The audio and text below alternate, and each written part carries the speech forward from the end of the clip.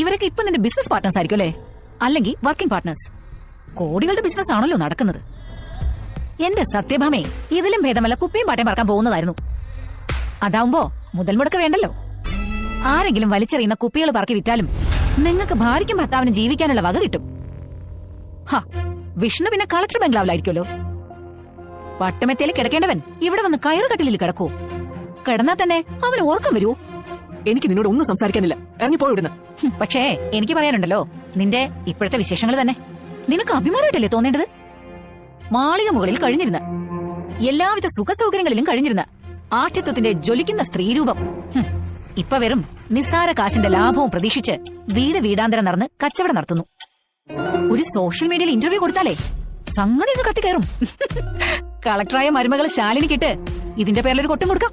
ആപത്ത് കാലത്ത് പെറ്റമ്മയെ തിരിഞ്ഞു നോക്കാത്ത ഒരു മകനും കളക്ടറായ മരുമകളും ബിഗ് ഷോപ്പറും കയ്യിൽ തൂക്കി നടക്കുന്നതിന്റെ ഒരു ഫോട്ടോ കൂടി കൊടുത്താലേ സംഗതി ജോറാവും.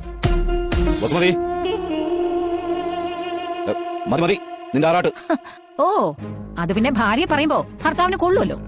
രാഘവേട്ടാ, എനിക്ക് രാഘവേട്ടനോട് വ്യക്തിപരമായ വൈരാഗ്യമൊന്നുമില്ല. പക്ഷെ ഇവരോടുണ്ട്. കാരണം ഇവരൊറ്റ ഒരുത്തി കാരണ നിങ്ങളുടെ കുടുംബത്തിന് ഗതി വന്നത്. ഇന്നിപ്പോ ഞാൻ ഈ ഒരുങ്ങിക്കെട്ടിപ്പോകുന്നത് എങ്ങോട്ടാണെന്നറിയാവോ?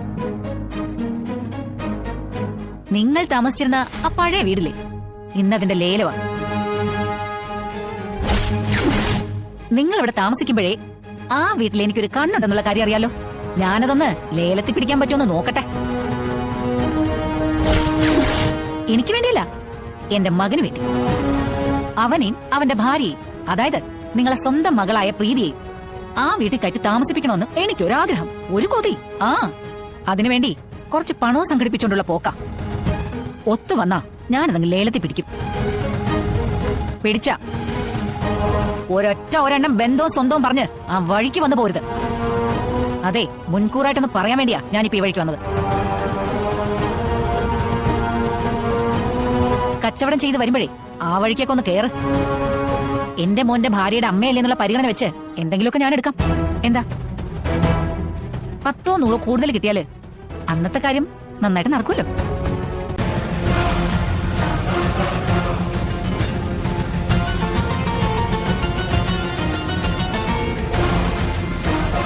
$15 കോടി 10 ലക്ഷം രൂപ. 15 കോടി 10 ലക്ഷം ഒരു തരം. 15 കോടി 10 ലക്ഷം രണ്ടു തരം. 15 കോടി 10 ലക്ഷം രണ്ടു തരം. വേറെ ആരെങ്കിലും വിളിക്കുന്നുണ്ടോ? ലേലം ഉറപ്പിക്കാൻ പോവാണ്. 15 കോടി 10 ലക്ഷം ഒരു തരം. 15 കോടി 10 ലക്ഷം രണ്ടു തരം. 15 കോടി 15 കോടി 10,500,000.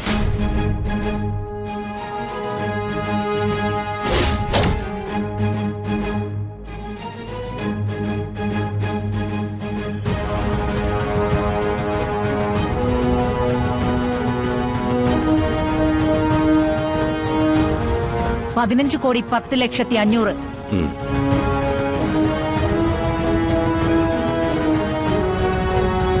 15 കോടി 10,500,000 ഒരു തരം. 15 കോടി 10,500,000 രണ്ടു തരം.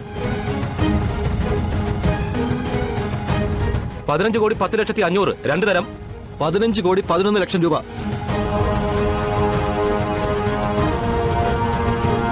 15 കോടി 11 ലക്ഷം ഒരു തരം.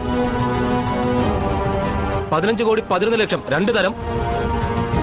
15 കോടി 11,50,000.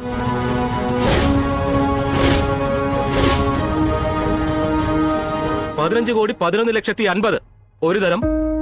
15 കോടി 11,50,000 രണ്ടു തരം.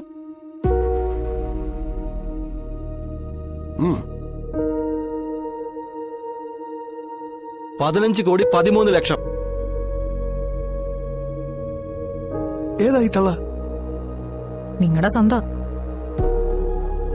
സത്യഭാമയുടെ മകളെ കൊടുത്തിരിക്കുന്നത് ഇവരുടെ വീട്ടിലേക്കാ. സത്യഭാമയുടെ പണ്ടേ ഒരു ചുരുക്ക് ഇവർക്കുള്ളതാ. ആ ചുരുക്ക ഈ വിളിച്ചു തീർക്കുന്നത്. ഒന്ന് ചെന്ന് വിറപ്പിച്ചേക്ക്. സ്വന്തം എന്നതൊന്നും നോക്കണ്ട. 15 കോടി 13 ലക്ഷം രൂപ രണ്ടു തരം. ടീ ബ്രേക്കിന് ശേഷം ലേലം തുടരും.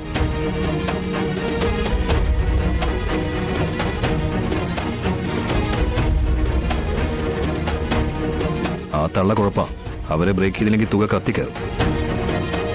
വിളിച്ചു കയറ്റി നമ്മുടെ പെടലിക്ക് വെക്കാനുള്ള വരവാ. ഏത് വിധേനയും അവരെ തടയണം. മോളെ, നീ അതിമാന്യമാണെന്ന് പറഞ്ഞു നോക്ക്. ഇല്ലെങ്കിൽ